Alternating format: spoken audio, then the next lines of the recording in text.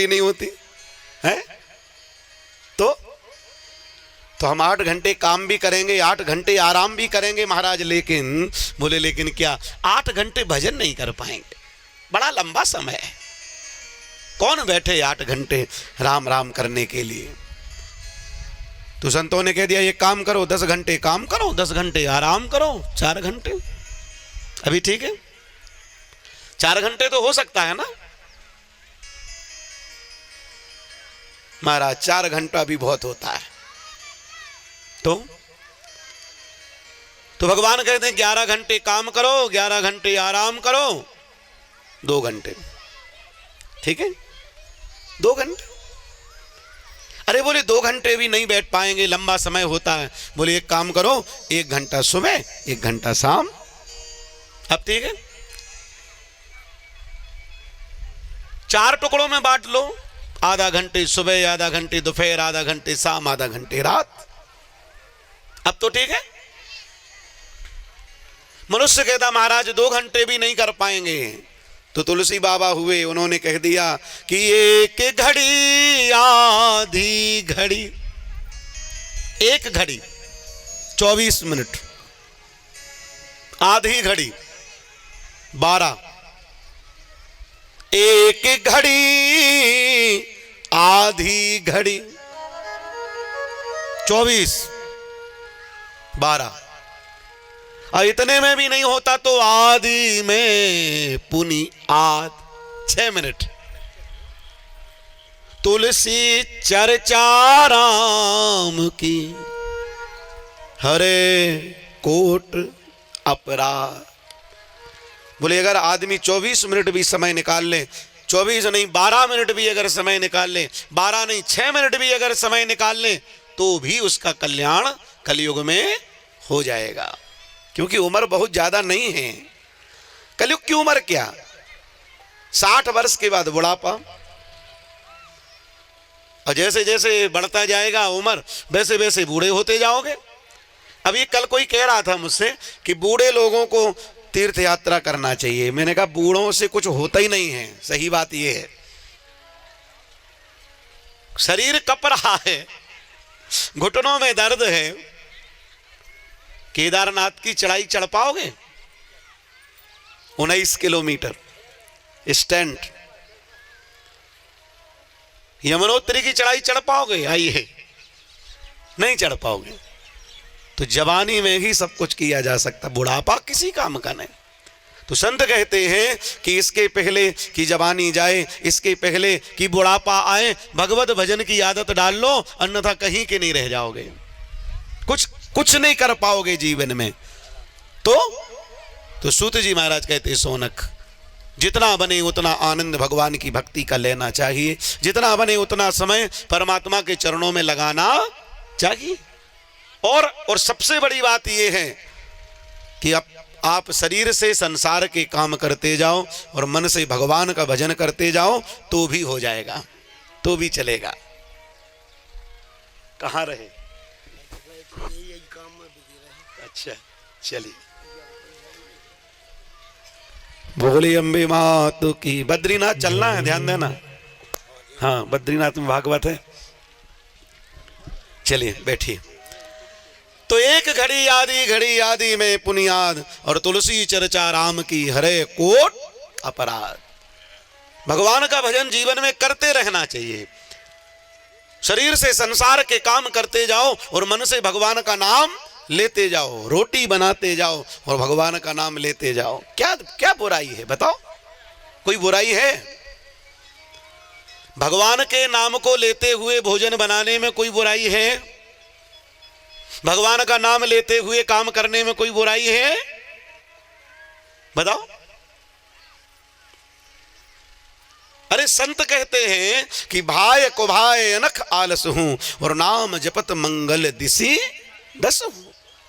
आप हृदय से भगवान का नाम लो, प्रेम से भगवान का नाम लो, और ना ले सको तो कुभाव में भी अगर नाम निकल गया तो भी कल्याण है, तो भी परमात्मा आपकी सुन लेंगे पक्का।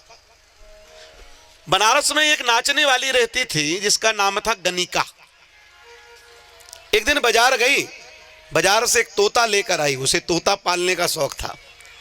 बड़ा प्यारा मीठा बोलने वाला तोता लेकर आई और तोते को रोज पढ़ाने लगी, बोलो मिट्ठू राम, मिट्ठू बोलो राम राम, दिन भर राम राम राम राम। कुछ दिनों के बाद वो तोता भी बोलने लगा राम राम राम राम। कोई दरवाजा खोले तो राम राम, कोई आए तो राम राम। और जब मरी तो विमान में बैठ करके गई। लोगों ने पूछा इसने तो सारी जिंदगी नाच नाचा, इसने तो सारी जिंदगी बुरे काम किए, फिर भी ये तर गई। तो संत कहते हैं कि गणिका की बन गई सुआ के पढ़ाए से। बुंदेलखंड में एक गीत है, बुंदेलखंड में गीत है कि तोरी बन जे है हरि गुण गाए से। अजामिल की बन गई, गीध की बन गई, और गणिका की बन गई सुआ के पढ़ाए से। तोता यानी सुआ, बुंदेलखंड में तोते को सुआ बोलते हैं। तो तोरी बन जे है हरि गुण गाए से। तो एक बार जीवन में ऐसे लोगों का संग करो जो आपको भवसागर से पार उतार दें। गगन चढ़ई रज पवन प्रसंगा, गगन चढ़ई रज गगन प्रसंगा, गगन चढ़ई रज गगन चढ़ई रज गगन चढ़ई रज गगन चढ़ई रज पवन प्रसंगा, नीच ही मेल नीच जल संगा, नीच ही मिलहि निज निज संगा, गगन चढ़ई रज पवन प्रसंगा, गगन चढ़ई रज पवन प्रसंगा। तूफान जब आता है ना तो लोग कहते हैं तूफान आ रहा, तूफान आ रहा। कैसे पता चलता भाई? बोले धूल उड़ती हुई चली आ रही है। अब मैं आपसे पूछूं, धूल में पंख हैं, धूल में प्राण है, तो उड़ती कैसे? ना उसमें पंख है ना उसमें प्राण है, तो उड़ती कैसे है? बोले हवा में उड़ने के साथ धूल उड़ने लगती है। ऊपर उड़ने वाली हवा का सत्संग जो धूल कर लेती है ना, वो धूल भी आकाश में पहुंच जाती है। और वही धूल जब धरती में गिरने वाले पानी से मिल जाती है तो कीचड़ बन जाती है। आज धूल आपको आकाश में दिखाई नहीं देगी, पानी के साथ कीचड़ बन गई, अब धूल है ही नहीं, आकाश निर्धूल हो गया। तो निवेदन करने का अर्थ मेरा केवल इतना है मेरे भाई बहन, कि जीवन में भगवान की भक्ति को जगह दो, सबको जगह दो, पत्नी को, पति को, परिवार को, रिश्तेदारों को, नातेदारों को, मिलने वालों को, जुलने वालों को, लेकिन भगवान को भी जगह दो। मेरा एक शिष्य मुझे नोएडा ले गया, दिल्ली, घर का उद्घाटन कराने के लिए। बहुत बड़ा घर बनवाया उसने, 1 करोड़ का खरीदा, अभी तो 20 करोड़ का होगा वो मकान। बोला गुरुजी तो आपके चरण पड़ जाएंगे तो घर पवित्र हो जाएगा। तो हमने कहा ठीक है, फ्री हैं, चलो, ऑफिस हो, अधिकारी हो। गए हम। अब वो एक एक कमरे में ले जा रहा है, गुरुजी ये बेडरूम। तो मैंने कहा मैं बेडरूम में नहीं जाता। बोले थोड़ा गए, चलो ये गेस्ट रूम, ये आपके मेरे लिए भी कमरा था उस घर, अभी भी है, अभी भी उस कमरे में कोई नहीं जाता, अभी भी है। बोला गुरुजी ये आपके लिए, आप कभी आए तो। अरे मैंने कहा मैं कब आऊंगा, ये कहाँ समय, ये आपके लिए, ये कार रखने के लिए। एक कुत्ता भी पाला था उसने, बोले ये कुत्ता के लिए घर। तो और गुरुजी कोई कमी हो तो बताओ। मैंने कहा कमी है अभी। बोले क्या? मैंने कहा 2 कमरे और बनवाओ। बोले कौन? मैंने कहा एक बनवाओ भगवान के लिए, एक बनाओ गाय के लिए। बनाओगे? एक गाय के लिए बनाओ, एक भगवान के लिए बनाओ। जिस घर में गाय नहीं और जिस घर में भगवान का मंदिर नहीं, वो घर नहीं, मकान है। घर नहीं है वो कमरा है, मकान है, बंगला है। भगवान को घर में प्रवेश कराओ और भगवान को घर का मुखिया बनाओ और उनके साथ रहो, कल्याण हो जाएगा। इससे बड़ी बात दूसरी हो ही नहीं सकती। मैं आपको बताऊं, पत्नी ना माने, पति ना माने, परिवार ना माने, बच्चा ना माने, एक काम करो, तुलसी का पत्ता लो, तुलसी का पत्ता लो और ले जाके खेती की मेड़ पे धर दो और भगवान से कह दो तुभ्यमेव समर्पये, आज के बाद ये तुम्हारी। फिर देखो कैसी फूलती फलती है। भगवान की खेती में तुषार नहीं लगता, ध्यान देना। फिर देखो खेती कैसी फलती फूलती है, हैं? गाड़ी में तुलसी का पत्ता रखो, भगवान को कह दो तुभ्यमेव समर्पये, ये आपकी। बेटा पे तुलसी का पत्ता रखो, भगवान को सौंप दो, तुभ्यमेव समर्पये, ये आपका बेटा है, ये आपकी बेटी है। पति पत्नी दोनों अपने सिर पे तुलसी का पत्ता रखो और हाथ पकड़ के खड़े होके कहो कि हम भी आपके हैं, बस। और आप इस घर के मुखिया हो और हम आपके साथ रह रहे हैं। घर के मुखिया आप हो, हम नहीं। फिर देखो आप आनंद, दसों दिशाओं में आनंद आने लगेगा महाराज। दरिद्रता घर में प्रवेश नहीं करेगी, भूत प्रेत की बाधा घर में प्रवेश नहीं करेगी। लेकिन सबसे बड़ी गलती यही है कि हमने कुत्ता पालना तो सीख लिया लेकिन गाय पालना भूल गए। कुत्ता पालना तो सीख लिया लेकिन गाय पालना भूल गए। एक 2 मिनट की बात और मैं आपको बताऊं, ये रिसर्च का विषय है, बहुत बड़ी रिसर्च का विषय है। बच्चों की जो बुद्धि होती है ना, वो बुद्धि बिल्कुल कच्ची मिट्टी है ना। और आजकल के जमाने में आपने देखा होगा कि बच्चे जुड़ गए मोबाइल से और मोबाइल में देखते हैं कार्टून, ठीक है, सही बोल रहा हूं ना? अब ध्यान देना, कार्टून में आपको कुत्ता दिखाई देगा, कुत्तों के कार्टून, ठीक है। और अभी तो एक सुअर का भी कार्टून आया है, मैं देख रहा था, सुअर। कल बच्चे कहेंगे एक सुअर ला के दो, हमें सुअर पालना है, फिर दोगे? आपको बदक मिलेगी, आपको मोर मिलेगी, आपको शेर मिलेगा, आपको कुत्ता मिलेगा, आपको सुअर मिलेगा। लेकिन अगर नहीं मिलेगी तो 2 चीजें, आपको गाय नहीं मिलेगी कार्टून में, क्योंकि गाय अगर बच्चे कार्टून में देखेंगे तो बच्चे गाय मांगेंगे, बच्चे गाय पालेंगे। तो बच्चों की बुद्धि खराब करने के लिए कुत्ता बता दिया, बिल्ली बता दी। कुत्ता बिल्ली बचपन से देख रहे हैं तो वही पालेंगे, उन्हीं से प्रेम होगा, सीधी सी बात। ये संस्कृति का हनन है महाराज, इससे बड़ी बात दूसरी नहीं हो सकती। अभी एक घटना घटी, अब भी बिल्कुल मैं आपको बताऊं। कुछ लोग कह रहे थे शुरू में कि गुरुजी आपने पंपलेट तो बहुत प्यारा छपवाया यज्ञ का, लेकिन धर्मेश्वरी माता की फोटो नहीं आपने लगवाई। कुछ लोग, जब मैंने शुरू में पंपलेट छपवाया, बैनर में आपने माता की फोटो नहीं लगवाई। पता है मैंने क्यों नहीं लगवाई? मैंने जानबूझ के नहीं लगवाई, धोखा नहीं हुआ, मैंने जानबूझ के नहीं लगवाई। क्यों नहीं लगवाई? अभी जब मैं मंच पर आया, अभी की बात बता रहा हूं, मैं जैसे ही मंच पर आया, मंच पूरा गीला था, तो एक सज्जन बोले कि बैनर ले आओ रे। अब बैनर आके बिछाया गया कहां? जमीन में। और बैनर में कौन था? कौन था ये हम भूल गए कि वो बैनर में माता धर्मेश्वरी की मूर्ति है, फोटो है।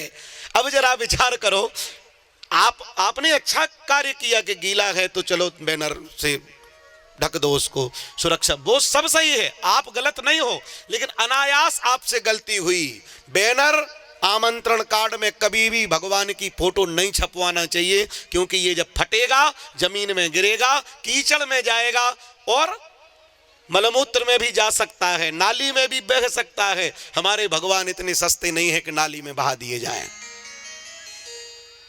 मैं इसीलिए विरोध करता हूं।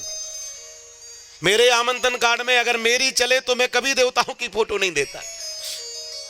एक बार क्या हुआ, हमारे गुरुजी की और हमारी दोनों की फोटो लगी बैनर में इलाहाबाद के,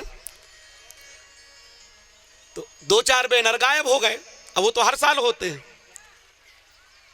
मैं गया छत्तीसगढ़ तो मुझे पता चला कि मेरा ही चेला छत्तीसगढ़िया वो ले आया बैनर। और पता है उसने कहाँ लगाया? उसके बाथरूम का गेट खराब हो गया था,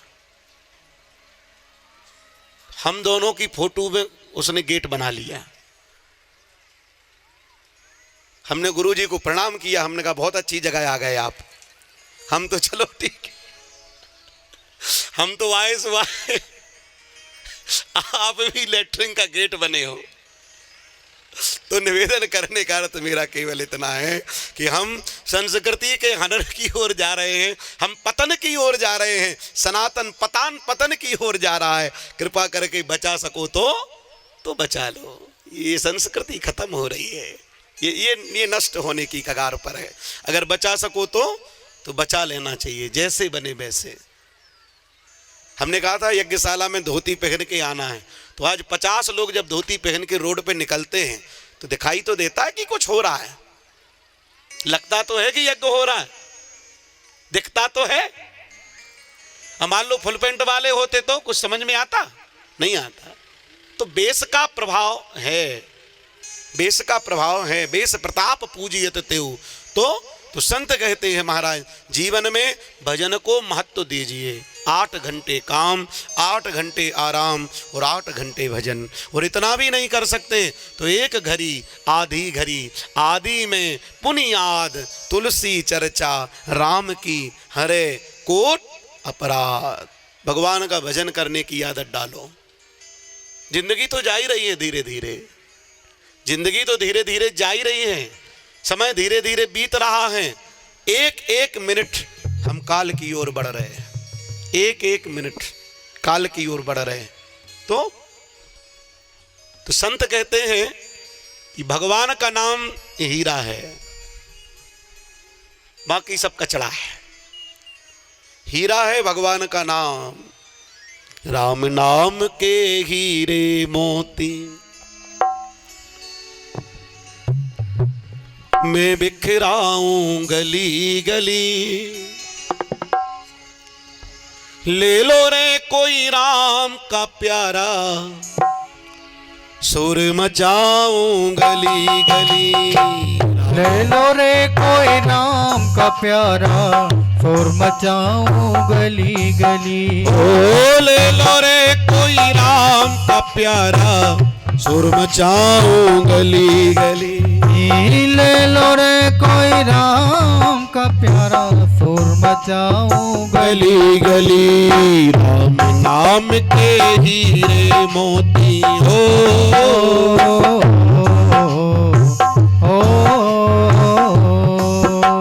राम नाम के हीरे मोती मैं बिखराऊं गली गली।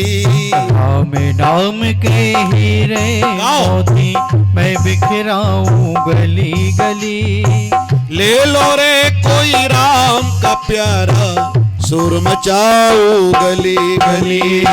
ले लो रे कोई राम का प्यारा शोर मचाऊं गली गली। बोलो राम बोलो राम बोलो राम राम राम। बोलो राम बोलो राम बोलो राम राम राम। बोलो बोलो राम बोलो राम राम राम। बोलो राम बोलो राम बोलो राम राम राम।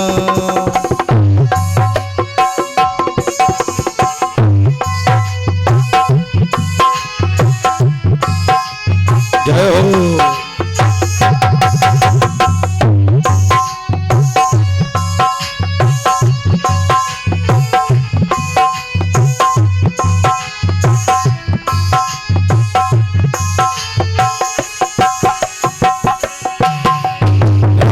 नाम के हीरे मोती, राम नाम के हीरे मोती मैं बिखराऊं गली गली।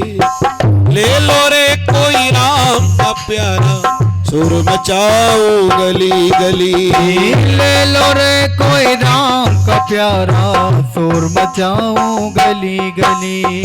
इस जग को तू कब तक पगले अपना ही बतलाएगा। इस जग को तू कब तक पगले अपना ही बतलाएगा। इस जग को तू कब तक पगले अपना ही बतलाएगा। इस जग को तू कब तक पगले अपना ही बतलाएगा। अपने हरि को भूल गया है अंत समय पछताएगा। अपने हरि को भूल गया है अंत समय पछताएगा। सुंदर काया मिट्टी होगी हो, सुंदर काया मिट्टी हो, चर्चा होगी गली गली। सुंदर काया मिट्टी होगी चर्चा होगी गली गली। ले लो रे कोई राम का प्यारा सुर मचाऊं गली गली। ले लो रे कोई राम का प्यारा शोर मचाऊं गली गली। बोलो राम बोलो राम बोलो राम राम राम। बोलो राम बोलो राम बोलो राम राम राम। बोलो राम बोलो राम बोलो राम राम राम। बोलो राम बोलो राम राम राम।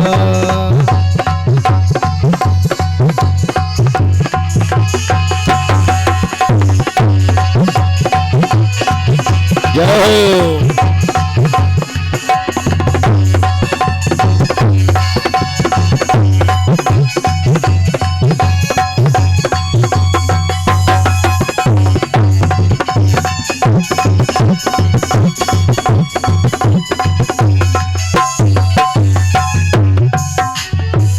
जिसने यह मोती लूटे वो तो माला माल हुए। जिसने ये मोती लूटे वो तो माला माल हुए। जिसने यह मोती लूटे वो तो माला माल हुए। जिसने ये मोती लूटे वो तो माला माल हुए।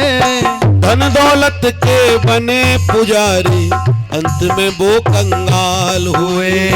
धन दौलत के बने पुजारी आखिर वो कंगाल हुए। ओ धन दौलत के बने पुजारी आखिर वो कंगाल हुए। धन दौलत के बने पुजारी आखिर वो कंगाल हुए। चांदी सोने वालों सुन लो। चांदी सोने वालों सुन लो। चांदी सोने वालों सुन लो। चांदी सोने वालों सुन लो। चांदी सोने वालों सुन लो। फिर मुरझाए कली कली। ले लो रे कोई राम का प्यारा ओ गली गली। ओ ले लो रे कोई राम का प्यारा और मचाओ गली गली। बोलो राम बोलो राम बोलो राम राम राम। बोलो राम बोलो राम बोलो राम राम राम। बोलो राम बोलो राम बोलो राम राम राम। बोलो राम बोलो राम राम राम। बोलो राम बोलो राम बोलो राम राम राम। बोलो राम बोलो राम बोलो राम राम राम। चांदी सोने वालों सुन लो। बहुत बड़ा चेतावनी भजन है। संत कहते हैं कि जिसने यह मोती लूटे वो तो माला माल हुए। धन दौलत के बने पुजारी अंत में वो कंगाल हुए। अच्छा एक बात बताओ, हमारे हिंदुस्तान की करेंसी अमेरिका में नहीं चलती, यूरोप में नहीं चलती, नेपाल में नहीं चलती, तो यहां पे कमाई हुई करेंसी वहां चलेगी भगवान के यहां? तो वहां की करेंसी भी कमाओ ना थोड़ी बहुत, वहां की करेंसी भी कमाना सीखो ना। यहां तो खूब गद्दा पल्ली में सोए, वहां भी तो कुछ चाहिए कि नहीं है?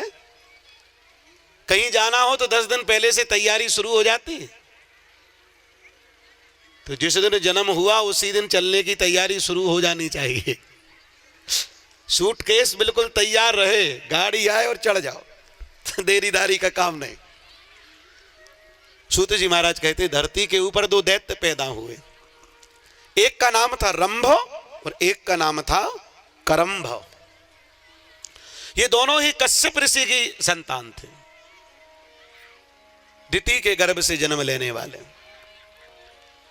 दैत्य स्वभाव था तो हिमालय चले गए और हिमालय में जाके तप करना शुरू किया। इसके बाद भी जब सिद्धि नहीं हुई तो रंभ चला गया पाताल, पानी में बैठ करके तप करने लगा। और करंभ ने चारों तरफ लगाई आग और आग लगा के बीच में बैठ के तप करने लगा। तपस्या जब बढ़ने लगी इंद्र को भय हुआ और इंद्र ने जाकर के रंभ को मगर बन के खा लिया, मर गया रंभ। ये बात जब करंभ को पता चली कि सिद्धि की सिद्धि नहीं हुई और भाई का भाई मारा गया, सिद्धि की सिद्धि नहीं हुई और भाई का भाई मारा गया, अब कौन है? देखो, सुख संपत्ति धन दौलत माल और खजाना ये भोगने के लिए अगर परिवार साथ में ना हो ना तो ये धन संपत्ति किसी काम की नहीं। आपको खूब धन दे दिया जाए, नोटों का बिस्तर बना दिया जाए, सोने की थाली में भोजन, लेकिन आपसे मिलने जुलने वाला कोई ना हो तो मन लगेगा? हालचाल पूछने वाला कोई ना हो, मन लगेगा? प्रेम करने वाला और लड़ने वाला अगर कोई ना हो तो मन लगेगा? नहीं लगेगा। मनुष्य के स्वभाव हैं ये, लड़ना झगड़ना, प्रेम करना, नाराज होना, रूठना, मनाना, खाना पीना, परिवार पत्नी पुत्र, और अगर ये सब छीन लिया जाए और केवल धन दे दिया जाए तो क्या सुख मिलेगा? करंभ सोचता है अगर आज मैंने इंद्रासन भी पाली तो किस काम की, भाई तो मर गया। अरे भाई होता तो दोनों आनंद से साथ में रहते, अब कोई है ही नहीं, मैं भी मरूंगा। तलवार निकाली और जैसे ही मरने वाला हुआ अग्नि नारायण प्रकट हो गए। हे करंभ, क्या कर रहे हो? आत्महत्या न समो दोषः, आत्महत्या से बड़ा पाप दुनिया में कोई दूसरा नहीं है। सामान्य मौत में तो प्रेत योनि में जाना कम लिखा है, लेकिन अगर आत्महत्या की तो प्रेत योनि निश्चित है, जाना ही पड़ेगा, कोई नहीं रोक सकता। आत्महत्या से बड़ा दोष दुनिया में कोई दूसरा नहीं होता, कोई पाप दूसरा नहीं होता। अरे ये शरीर रोज रोज मिलता है? बताओ, मनुष्य की देह क्या रोज रोज मिलती है? नहीं। कभी सूकर बने, कभी कूकर बने, कभी गाय बने, कभी बैल बने, कभी घोड़ा बने, कभी गधा बने, कभी बिच्छू बने, कभी सांप बने, तब जाकर के आज ये मनुष्य की देह मिली है। ऐसे ही खत्म कर दोगे उसे, है? ऐसे ही वो कारण खत्म कर दो ना जिससे आत्महत्या करने की इच्छा हो रही है। स्वतंत्र हो जाओ, आनंद से रहो। आत्महत्या तो किसी चीज का उपाय नहीं है। छोटी छोटी सी बातों में लोग आत्महत्या की कोशिश करते हैं, इससे बड़ी मूर्खता दूसरी हो ही नहीं सकती। आत्महत्या न समो दोषः, इसलिए हे करंभ, कुछ दिन और तप करो, कुछ दिन और तपस्या करो, सिद्धि जरूर मिलेगी, पक्का मिलेगी। लेकिन अंतर केवल इतना है कि तुम अभी वहां तक पहुंचे नहीं हो जहां मिलना है। भाई मान लो 10 किलोमीटर की दूरी पर कोई चीज रखी है और आप 9 किलोमीटर चल गए और आप बैठ जाओ कि पता नहीं कब मिलेगी, अब तो हो सकता है ना मिले। अरे कुछ नहीं मिलता। तो एक बार हम लोगों के साथ हुआ था ऐसा, प्रयागराज में माघ मेला से 10 किलोमीटर की दूरी पर एक मंडी लगती है सब्जी की,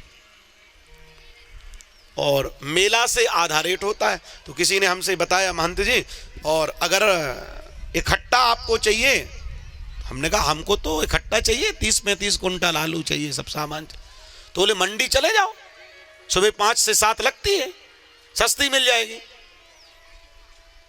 हमने ये नहीं पूछ पाया कि कितने किलोमीटर दूर है। गाड़ी रवाना, नैनी निकल गए, वो झूसी निकल गए, तिगड्डा निकल गए, हाईवे। मैंने कहा यार इसमें तो अपन बनारस पहुंच जाएंगे, इस रोड से तो बनारस पहुंच जाएंगे। मैंने ड्राइवर से कहा मुझे लगता है कि या तो उसने झूठ बताया या हम भटक गए, वापस चलो वापस चलो। वापस आए, वही आदमी बोला महाराज जी ले आए सब्जी। मैंने कहा यार तुम भी, वहां कुछ है ही नहीं। बोले कहां तक गए थे आप गए कहां तक थे? तो मैंने कहा इतनी। अरे बोले 1 किलोमीटर और आगे था। 1 किलोमीटर और पहुंचते मंडी मिल जाती। मैंने कहा सच में? बोले सच में।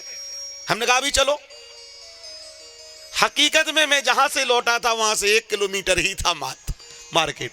क्यों? श्रेष्ठ गुरु का अभाव। बताने वाला सही सही नहीं बता पाया, हम सही सही नहीं पूछ पाए।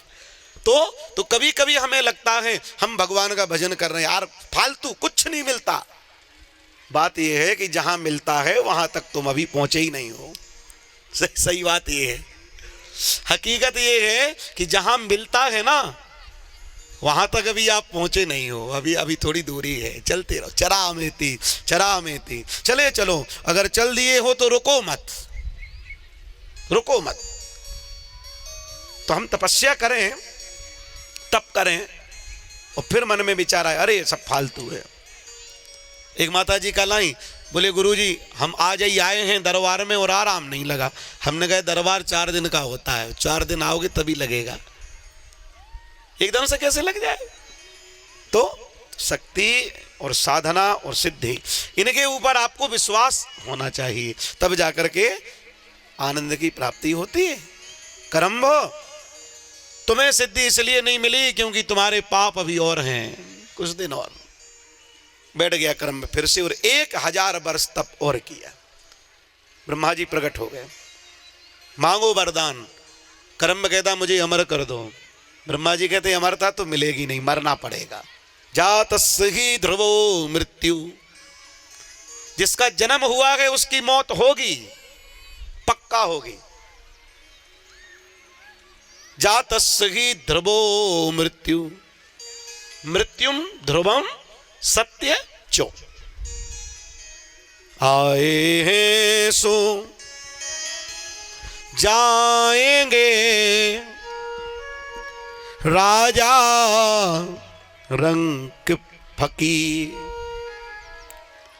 एक सिंहासन चढ़ चले, एक बंधे जंजीर।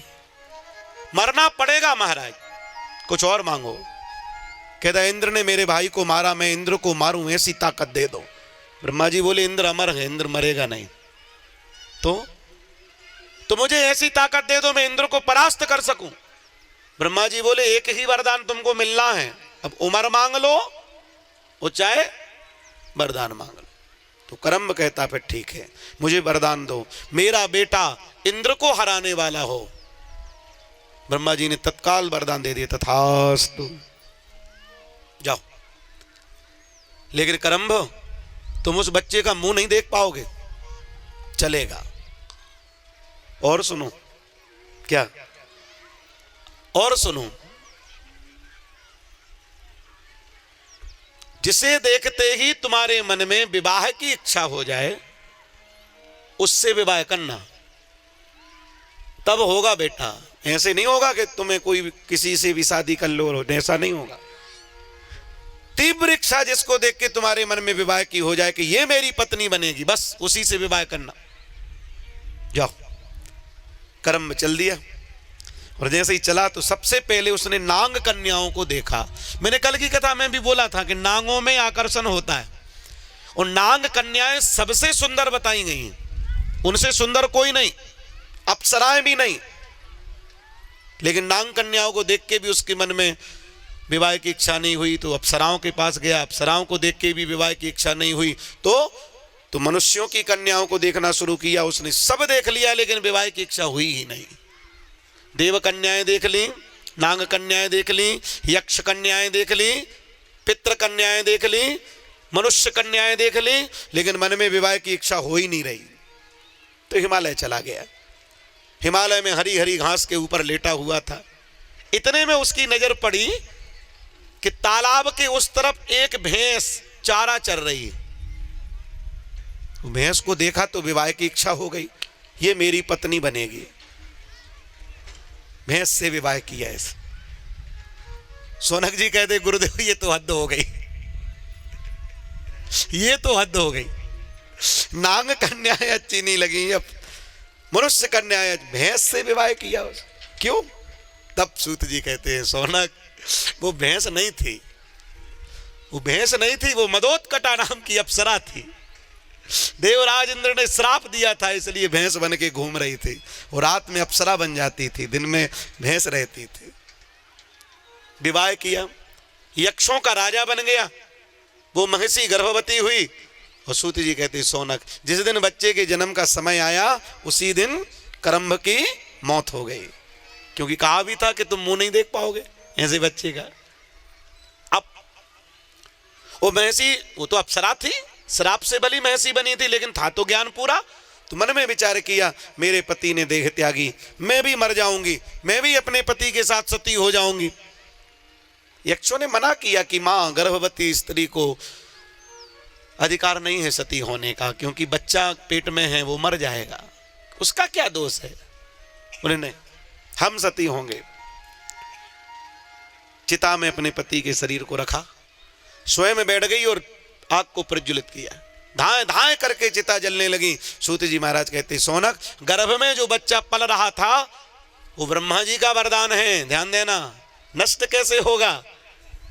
वो अपनी मां का पेट फाड़ के बाहर आ गया और चिता से कूद गया नीचे। यक्षों ने देखा बाप रे ये कौन पैदा हो गया। उसका सिर भैंसे का था, शरीर मनुष्यों का, क्योंकि इसकी मां भैंस थी और पिता मनुष्य। इतने में चिता धाए धाए करके जलने लगी। तो जब आदमी जलता है तो उसकी चर्बी जलती है। चर्बी में से एक दैत्य पैदा हुआ और एक दैत्य धुएं में से पैदा हुआ। 3 दैत्यों की उत्पत्ति एक साथ। तीनों दैत्यों को देख करके यक्षों ने सोच लिया कि ये तो वही बालक है जो गर्भ में था। उसको बता दिया ये तुम्हारे माता पिता की चिता है, तुम्हारे माता पिता चले गए, अब आपको जो करना हो। आचार्य जी मिल गए, शुक्राचार्य जी, कह दिया महाराज पहले तप करो, शक्ति बनाओ, अपने आप को पुष्ट करो, इसके बाद आगे बढ़ना। तीनों दैत्य हिमालय में तप करने लगे और ब्रह्मा जी जब वरदान देने आए तो इस दैत्य ने सबसे पहले कहा कि महाराज मेरा तो कोई नाम ही नहीं है, नाम रखते हैं माता पिता और हमारे माता पिता तो मर गए, आप नाम रखिए, आप तो लोक पितामह हैं। तो ब्रह्मा जी ने नाम रख दिया महिष असुर जायन्ते, आधा महिष और आधा असुर। महिष असुर जायन्ते महिषासुर नाम प्रदीयते। जाओ आज से तुम्हारा नाम महिषासुर होगा, आधा भैंसा आधा मनुष्य, महिषासुर। अब मांगो वरदान। इसने भी कहा अमर कर दो। ब्रह्मा जी ने कहा अमरता तो तुम्हारे पिताजी को नहीं मिली, तुम्हें क्या मिलेगी, कुछ और मांग लो, मन की मौत मांग लो। इतना बढ़िया समय मिला, इससे बढ़िया कुछ होगा। भगवान कहे कि मौत मांगो,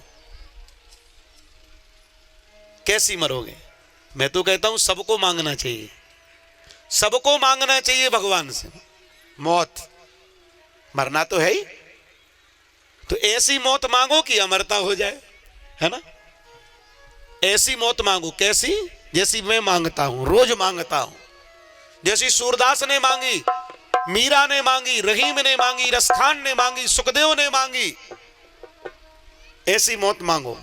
भगवान अगर कहे कि मौत मांगो तो मांगना चाहिए। कैसी, कैसी, मरना तो है ही, ये तो पक्का है। तो इतना तो करना स्वामी, मेरे साथ मौत मांगो। मैं मांग रहा हूं, आप भी मांगो। मांगोगे?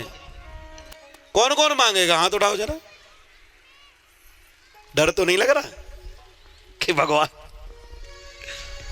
नहीं आज नहीं, मैं ये नहीं कह रहा कि आ जाइए, जब आए मौत तो आएगी, 110% आएगी, कोई नहीं रोक सकता उसको।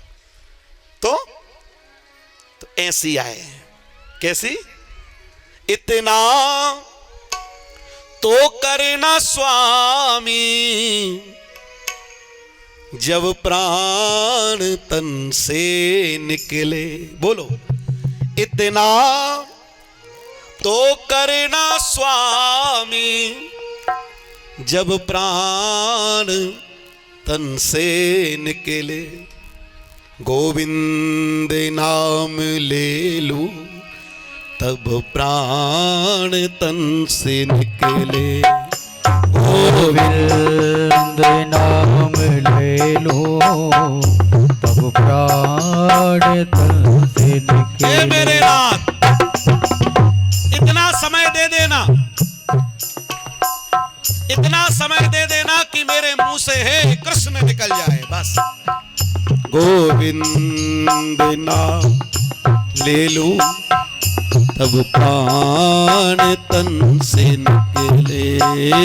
गोविंद नाम ले लो तब प्राण तन से निकले। इतना तो करना स्वामी, इतना तो करना स्वामी, इतना तो करना स्वामी, इतना तो करना स्वामी जब प्राण तन से निकले। गोविंद नाम ले लूं तब प्राण तन से निकले। गोविंद नाम ले लो तब प्राण तन से निकले। गोविंद नाम ले लूं तब प्राण तन से निकले। गोविंद नाम ले लो तब प्राण तन से निकले।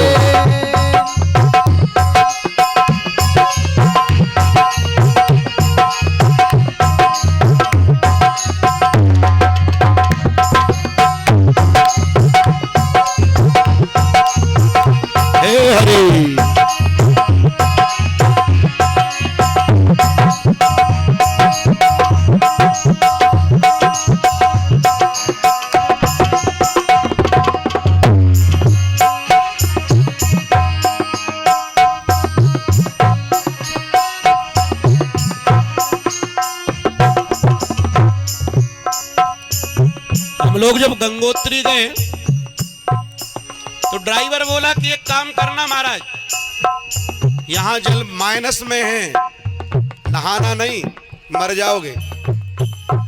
तो हमने कहा हम यहां आए काहे के लिए हैं, और गंगोत्री आए काहे के लिए हैं, और अगर गंगोत्री आके गंगोत्री का स्नान नहीं किया तो आना बेकार, और अगर मौत लिखी है तो यही हो जाए।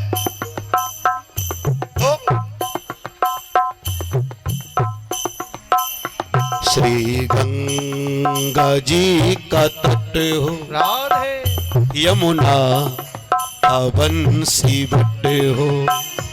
श्री गंगा जी का तट हो, यमुना का बंसी बट हो। श्री गंगा जी का तट हो, श्री राधे यमुना का बंसी बट हो। श्री गंगा जी का तट हो, यमुना का बंसी बट हो। मेरा सावीरा निकट हो, मेरा सावीरा निकट हो, मेरा सावीरा निकट हो, मेरा सावरा निकट हो। जब प्राण तन से निकले। श्री राधे गोविंद नाम ले लूं तब प्राण तन से निकले। गोविंद नाम ले लो तब प्राण तन से निकले। इतना तो करना स्वामी, इतना तो करना स्वामी, इतना तो करना स्वामी, इतना तो करना स्वामी। जब प्राण तन से निकले। गोविंद नाम ले लूं तब प्राण तन से निकले। गोविंद नाम ले लो तब प्राण तन से निकले। गोविंद नाम ले लूं तब प्राण तन से निकले। गोविंद नाम ले लो तब प्राण तन से निकले। गोविंद नाम ले लो तब प्राण तन से निकले। भगवान से ऐसी मौत मांगो, ऐसी मौत मांगो। गोविंद नाम ले लूं तब प्राण तन से निकले। पीतांबरी कसी हो छवि मन में ये बसी हो, ओंठों पे कुछ हंसी हो। जब मरूं तो चेहरा जो बेकार ना हो। लोग डरे ना चेहरा देख करके। जो मुस्कुराहट अभी है वही मुस्कुराहट मरने के बाद भी हो। होठों पे कुछ हंसी हो जब प्राण तन से निकले। उस वक्त जल्दी आना, नहीं श्याम भूल जाना, राधे को साथ लाना। अकेले नहीं आना, उस वक्त जल्दी आना, नहीं श्याम भूल जाना और राधे को साथ लाना। जब प्राण तन से निकले, जब कंठ प्राण आए, कोई रोग ना सताए, यमदर्श ना दिखाए। जब प्राण तन से निकले और आखिरी में भगवान से कह दिया, एक भक्त की है अर्जी, खुद गर्ज की है गर्जी और आगे तुम्हारी मर्जी। फ्री, कोई दबाव नहीं। हमने मांग लिया, अब आपको जो देना हो सो दे दो। तो मैं तो कहता हूं ऐसी मौत रोज मांगो, ऐसी मौत रोज मांगो। श्री गंगा जी का तट हो, यमुना का वंशी वट हो, मेरा सांवरा निकट हो, जब प्राण तन से निकले। और क्या चाहिए बताओ? ऐसी मौत हो जाए तो अमर हो जाए आदमी, लेकिन नहीं। समय का उपयोग जो कर ले वो विद्वान, और समय मिलने के बाद भी जो उसका उपयोग ना कर पाए उसे मूर्ख कहते हैं। विद्वान और मूर्ख में केवल इतना अंतर है कि विद्वान समय का उपयोग कर लेते हैं और मूर्ख नहीं कर पाते। तो जो कर ले वो विद्वान और जो ना कर पाए वो मूर्ख। समय तो दे दिया ब्रह्मा जी ने, मांगो वरदान, मांगो मन की मौत। तो क्या बोला?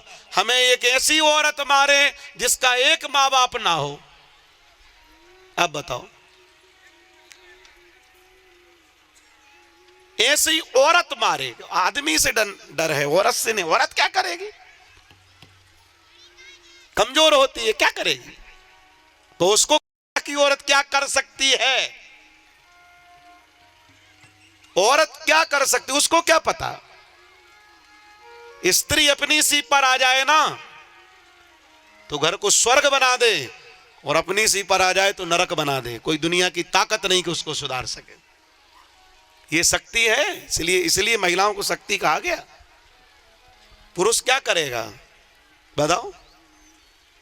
तो निवेदन करने का अर्थ मेरा केवल इतना है कि हम कन्याओं की पूजा तो करते ही हैं, लेकिन माताओं के हर रूप का पूजन हमको करना चाहिए, क्योंकि किसी ना किसी रूप में माँ भगवती आपके घर में है। बेटी बन के, बहन बन के, पत्नी बन के, माँ बन के, किसी ना किसी रूप में वो माँ है आपके साथ। किसी ना, और ये बात मैं इसलिए नहीं बोल रहा हूं कि मैं खुद उपासक हूं महाकाली का। मैं इसलिए बोल रहा हूं कि मातृ शक्ति हर घर में कहीं ना कहीं माँ बन करके आपके साथ है। उसे मानो, स्वीकार करो। कहता मुझे एक ऐसी औरत मारे जिसका एक माँ बाप ना हो। ब्रह्मा जी ने भी वरदान दे दिया, तथास्तु। जो खून से पैदा हुआ था वो कहता है हमारा एक बूंद खून जहां गिरे वहां हम जैसे 100 पैदा हो जाएं। ब्रह्मा जी ने कह दिए तथास्तु, तेरा नाम होगा रक्त बीज।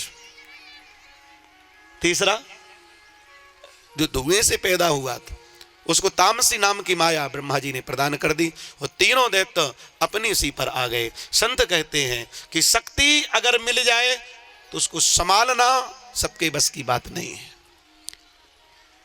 शक्ति अगर मिले तो संभाल लेना सबके बस की बात नहीं। ये भगवान की कृपा, भगवत कृपा है। बिना भगवत कृपा के ये संभव नहीं है। शक्ति मिल जाए तो संभाल लेना कठिन है। ये तीनों गर्वित हो गए। बाबा तुलसी ने तो मानस में यहां तक लिख दिया कि नहीं जनमा कुवस जग माही प्रभुता पाए काय मद आई।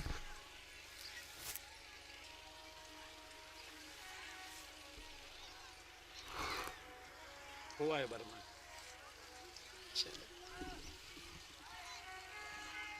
बैठे।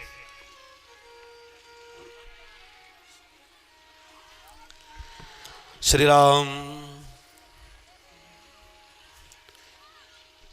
मानस में बाबा ने स्पष्ट लिखा है कि नहीं जन मां को अस जग माही, नहीं जन मां को अस जग माही। जगह बनाओ भैया, जगह बनवा दो वहां बैठने के लिए।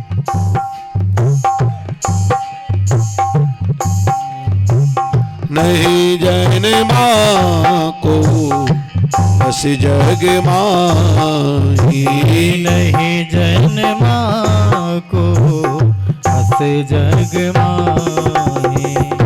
नहीं जन मां को अस जग माही, नहीं जन मां को अस जग माही। नहीं जन मां को अस जग माही, नहीं जन मां को अस जग माही। प्रभुता पाए काय मदना, प्रभुता पाए काय मदना। प्रभुता पाए काय मदना, प्रभुता पाए काय मदना। महिषासुर प्रभुता पाकर के अभिमान में चूर हो गया। और ऐसे ऐसे साथी कि जिनकी एक बूंद खून की गिरेगी तो 100 पैदा होंगे। इंद्र को हरा दिया और इंद्रासन पर जाकर के बैठ गया। पाप करना शुरू किया। इंद्र का सुमेरु पर्वत छीन लिया, नंदन वन छीन लिया। देव माता अदिति भी भाग गई, देवता भी भागे। सूत जी महाराज कहते दर दर की ठोकर देवता खाने लगे। इसके बाद इसने धरती पर पाप करना शुरू किया, यज्ञ बंद कराए, साधु संतों को परेशान करना प्रारंभ किया, मारना शुरू किया। जहां साधु संत हवन करते थे वहां जाके कचड़ा फेंक देता था, यज्ञशालाओं को जला देता था, साधुओं को ही भस्म कर देता था। जब ये दशा हुई पूरे देवता मिलकर के भगवती के चरणों में गए। मां आपने कहा था कि देव्यै यथा यथा बाधा सर्व बाधा विनाश धृक। आपने ही कहा है कि जब जब आपत्ति आए मुझे बुलाना, मैं आऊंगी। मां महिषासुर नाम का ये दैत्य पैदा हुआ है, ये हमको जीने नहीं दे रहा। भगवती कहती चिंता को त्यागो, चिंता को त्यागो। कालांतर में मैंने अपनी शक्तियां बांट दी थी। एक शक्ति से 3 शक्तियां बनाई, उमा रमा ब्रह्माणी। देवताओं को अपने अस्त्र शस्त्र मार दिए, शंकर को त्रिशूल दे दिया, पवन को गदा दे दी, विष्णु को चक्र दे दिया। आज वापिस करो, आज वापिस करो। देवताओं ने अपने अपने तेज छोड़ना शुरू किए। सूत्री महाराज कहते ब्रह्मा विष्णु महेश, फिर उमा रमा ब्रह्माणी। तो देखो महिषासुर ने क्या वरदान मांगा था कि ऐसी स्त्री मारे जिसका एक माता पिता ना हो। मां तो भैया एक ही होगी, मां तो एक ही होगी ना, लेकिन यहां तो 3 माताएं तो यही हो गई, उमा रमा ब्रह्माणी। 3 पिता, ब्रह्मा विष्णु और महेश। देवताओं ने अपने अपने तेज छोड़ना शुरू किए। किसी के तेज से भौहें, किसी के तेज से आंखें, किसी की तेज से नाक, किसी के से ओंठ, किसी के से दांत, किसी के से दाढ़ी, किसी के से बाल, हाथ, उंगलियां, नाखून, रोम, फिर वस्त्र, फिर आभूषण, फिर अस्त्र, खड्गम चक्र गदे सुचाप परिघान शूलम शुंडीम शिरः शंखम संदधतीम करेस्ति नयनाम सर्वांग भूषावृताम नीलास्मद्युतिमा सपाद दशकाम सेवे महाकालिकाम यामस्तो सपते हरो कमलजो हंतुम मधुम कैटभम। वो आधार शक्ति आकाश में प्रकट हो गई, खड्ग चक्र गदा पद्म लेकर के। हे देवताओं, बताओ क्या करूं? बोले मां, महिषासुर नाम का दैत्य पैदा हुआ है, उसने बहुत उपद्रव किया है, आप कृपा करो।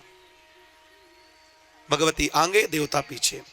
जाकर के फूंक दिया शंख, युद्ध का शंख फूंक दिया, और जैसे ही युद्ध का शंख फूंका, महिषासुर कहता ये देवता अभी माने नहीं, एक बार परास्त होकर के चले गए, फिर आ गए। पता लगाओ अब की बार किसको आगे करके आए। दूत ने जाके बताया महाराज की जय हो, अब की बार तो एक औरत आई है, आदमी नहीं आया। अब की बार इंद्र नहीं, वरुण नहीं, कुबेर नहीं, दिक्पाल नहीं, क्षेत्रपाल नहीं, ब्रह्मा नहीं, विष्णु नहीं, शंकर नहीं, तो कौन आया? बोले एक स्त्री आई है महाराज, काजल की तरह काली है।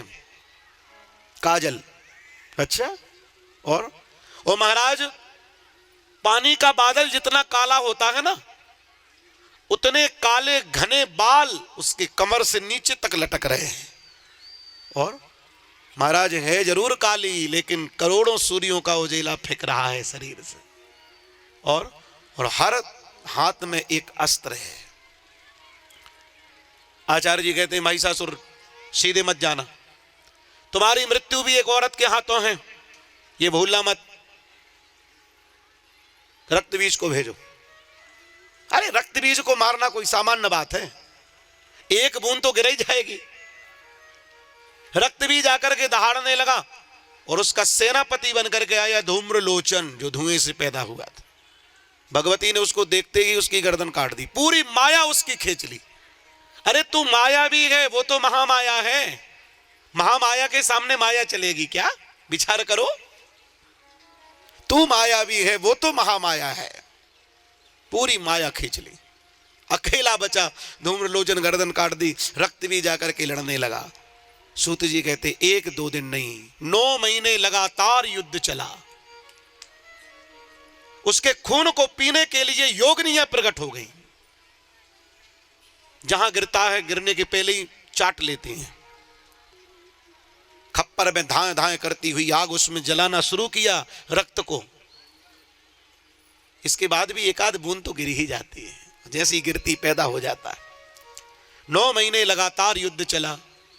देवता आकाश में देख रहे हैं, अभी कोई निर्णय नहीं हुआ, अभी तक मारा नहीं गया, क्या कैसे मरेगा?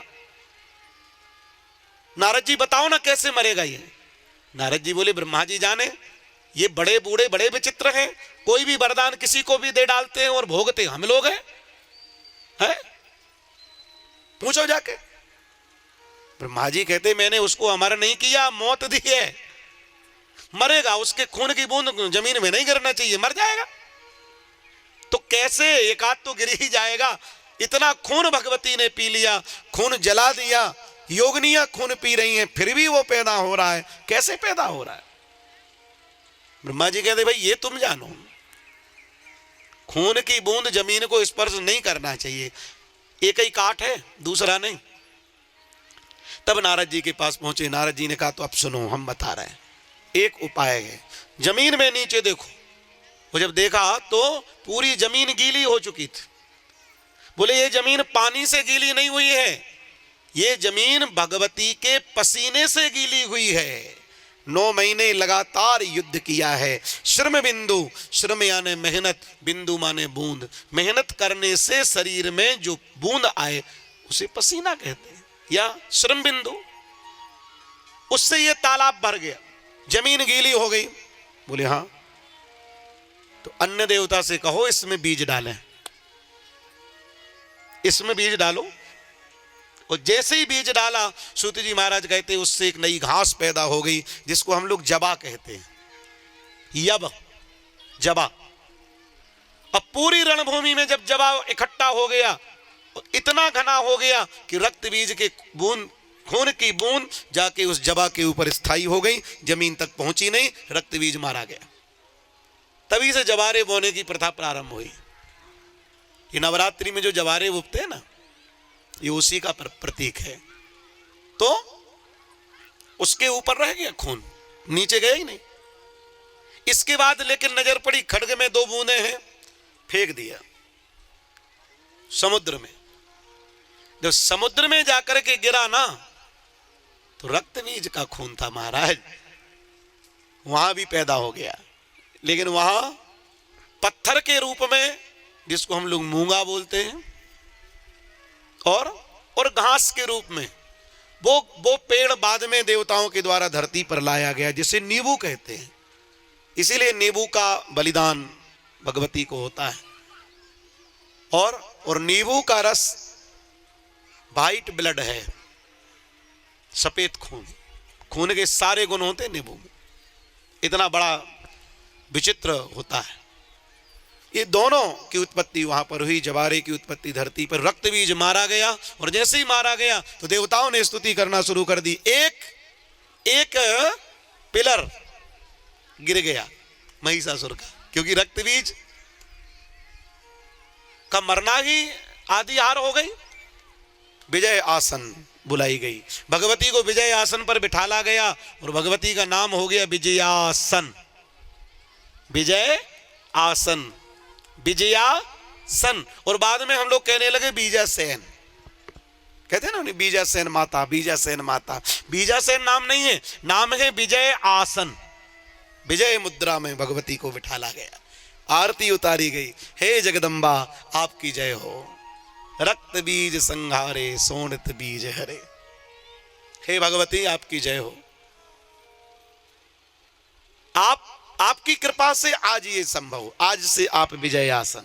भगवती का नाम बीजासेन हो गया। महिषासुर को पता चला रक्त बीज मारा गया, भैंसे का रूप बनाया, और भैंसे का रूप बना करके आकर के दहाड़ने लगा युद्ध में।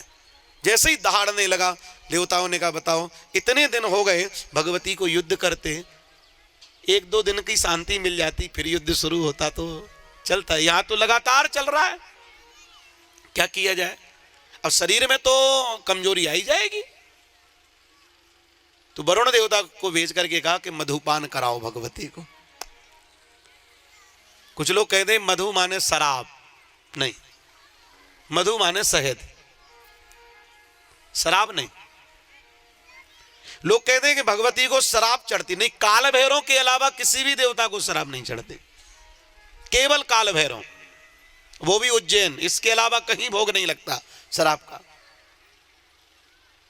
ठीक है, तो सूत जी महाराज कहते सोनक मधुपान कराने के लिए, क्योंकि ये एक बात तय है, कांसे के कटोरे में रख करके अगर शहद का पान किया जाए तो शरीर की कमजोरी दूर होती है। ये बात पक्की है, ये आयुर्वेद में भी इसका वर्णन है। कांसे का कटोरा होना चाहिए, स्टील का नहीं, चीनी मिट्टी। कांसे के कटोरे में अगर आप शहद पीते हैं, पानी में डाल के पिएंगे तो वजन कम होगा, और दूध में डाल करके पिएंगे तो ताकत आएगी, शरीर पुष्ट होगा। तो कमजोरी थी, मधुपान कराने के लिए देवता प्रकट हो गए, वरुण देवता। महाराज भगवती इसको ग्रहण करें। भगवती ने मधु लेकर के जैसे ही पान करना शुरू किया, वैसे ही महिषासुर गर्जने लगा, क्रोध में आके गर्जने लगा। भगवती को भी क्रोध आ गया, आंख ऊपर हो गई, और आंख ऊपर करके बोली रे मूढ़ गर्ज ले, गर्ज गर्ज क्षणम मूढ़ो, रे मूर्ख गर्ज ले, मधु यावत पिबाम्यहम्, मैं जब तक मधुपान करती हूं तब तक तू गर्ज ले, दिया समय तुझे गर्जने का। यहां एक बात समझ में आती है कि दैत्यों को भी भगवान समय देते हैं, है ना। कई बार हम लोग घबरा जाते हैं कि आपत्ति नहीं कट रही, विपत्ति नहीं कट रही। तो एक बात बताऊं, ये भी भगवान की ताकत से ही चलते हैं, इनकी अपनी कोई ताकत नहीं। भगवान ने दिन को जो समय दिया है, जो ताकत दी है, वो ताकत रात को भी दी है। रात का अपना प्रभाव है, दिन का अपना प्रभाव है। तो आपने सुना होगा कि वैष्णो देवी माता भैरवनाथ से हाथ छुटा करके भागी और 9 महीने गर्भजून में उन्होंने तप किया। मतलब 9 महीने तो भैरवनाथ की चल गई ना। वो अलग बात है कि फिर बाहर आके भैरवनाथ का सर्वनाश कर दिया, मार दिया, लेकिन 9 महीने तो चल गए उसकी। क्या वो पहले ही दिन नहीं मार सकते थे? श्री कृष्ण 18 दिन महाभारत का युद्ध कराते रहे, क्या पहले दिन नहीं खत्म कर सकते थे?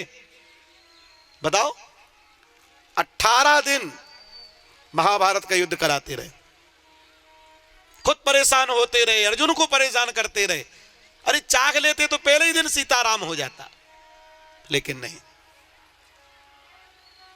अच्छे समय को भी भगवान ने बनाया है और बुरे समय को भी भगवान ने ही बनाया। अगर सत्य भगवान ने बनाया है ना, तो झूठ भी भगवान ने ही बनाया है। जड़ चेतन गुण दोषमय विश्व कीन करता। जड़ चेतन गुण दोषमय विश्व कीन करतार। तो सुख भी आएगा और दुख भी आएगा। जीवन में जब सुख आए तो भी आनंद लो, और जब दुख आए तो भी आनंद लो। सुख में भी भजन करो और दुख में भी भजन करो। सिर पर सीताराम फिकर फिर क्या करना, सिर पर सीताराम फिकर फिर क्या करना। ताली बजा के भाव से गाओ। क्या करना, क्या करना, क्या करना, क्या करना, क्या करना, क्या करना, क्या करना, क्या करना। सिर पर सीताराम फिकर फिर क्या करना। सिर पर सीताराम फिकर फिर क्या करना। सिर पर सीताराम फिकर फिर क्या करना। सिर पर सीताराम फिकर फिर क्या करना।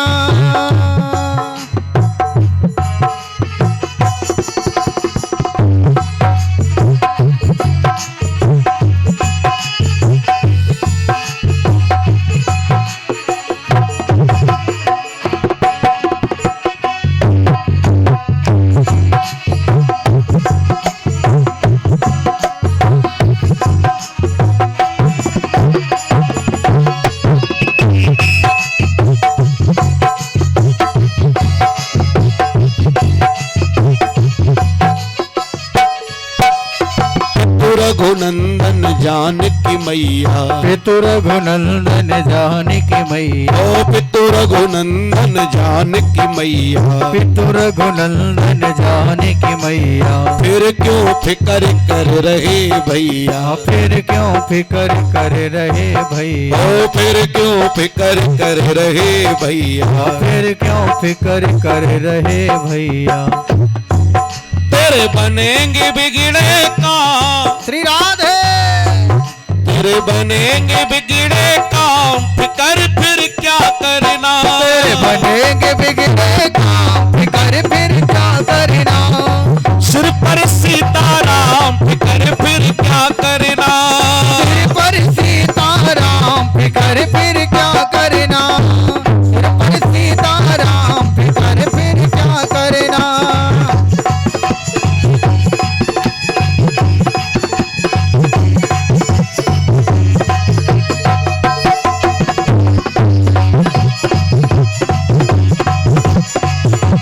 सिर पर सीताराम फिकर फिर क्या करना। सिर पर सीताराम फिकर फिर क्या करना। बनेंगे बिगड़े काम, फिकर फिर क्या करना। बनेंगे बिगड़े काम, फिकर फिर क्या करना। तो अच्छा समय आए तो भी प्यार से रहो, बुरा समय आए तो भी तेरे फूलों से भी प्यार, तेरे कांटों से भी प्यार। देने वाला तो तू है ना, देने वाला भी तू और लेने वाला भी तू। जो दिया तूने दिया, जो लिया तूने लिया, तो किस बात की चिंता है? हम तो कुछ लेके नहीं आए थे, हम तो कुछ लेके आए नहीं थे, ना कुछ लेकर जाएंगे। तो जो दिया तूने दिया, जो लिया वो भी तूने लिया, तो मैं क्यों चिंता करूं? किस बात की चिंता, किस बात की फिक्र? फकीरी मस्ती होना चाहिए जीवन में। वो फकीरी मस्ती जब तक नहीं आएगी तब तक आप खुश नहीं रह सकते। ये मेरा, ये मेरा, ये मेरा, ये मेरा करते करते जिंदगी बीत गई, लेकिन बाद में जब मरे तो पता चला कि कुछ भी मेरा नहीं था, कुछ भी मेरा नहीं था। तो मौज में रहा करो, फकीरी मस्ती, हर समय को अच्छा मानो। दो साधु वृंदावन गए, गोसाई ने पूछ लिया कि तुम लोग बाबा क्यों हो गए? तो पहला बोला कि मेरी पत्नी के कारण मैं बाबा हुआ। दूसरे से पूछा तो वो बोला मैं भी पत्नी के कारण ही बाबा हुआ। है कैसे? पहला बोला महाराज इतनी खराब पत्नी मिली कि घर जाने की इच्छा ही नहीं होती, सो बाबा हो गए। कौन चक्कर में पड़े? महाराज पुजारी जी ने पूछ लिया सुखी हो? अब ये प्रश्न बड़ा काम का है।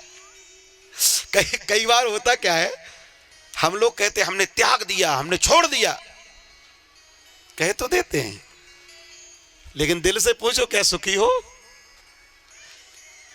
दुर्गा सप्तशती में सुरथ नाम के राजा और साधु नाम के वैश्य का वर्णन है, समाधि नाम के वैश्य का वर्णन है ना? राजा सुरथ और समाधि नाम के वैश्य। समाधि नाम के वैश्य को उनके परिवार वालों ने निकाल दिया। उस सुरथ नाम के राजा का परिवार उनसे छूट गया, हार गए।